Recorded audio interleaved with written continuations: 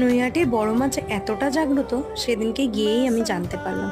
আগেও জানতাম জানো তো যে মা খুব জাগ্রত, কিন্তু বিশ্বাস করো সেদিনকে নিজের চোখে গিয়ে না প্রমাণ পেলাম।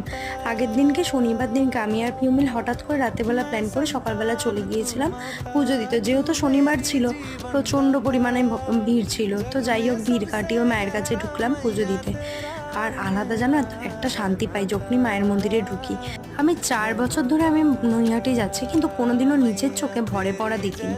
সেদিনকে মায়ের কাছে পুজো দিতে গিয়ে এত ভিড়ের মধ্যে ওই একটা ছেলে যে অনেকক্ষণ ধরে কাঁদছিল মায়ের দিকে তাকিয়ে, হঠাৎ করে শুনি তাকে নাকি ভরে ধরেছে, মা নাকি ভরে পড়েছে। তো ওর দিকে তাকিয়ে দেখলাম ছেলেটা কি করছিল জানো তো, যখনই ওর ভরটা কাটলো ও ভীষণ কাঁদছিল।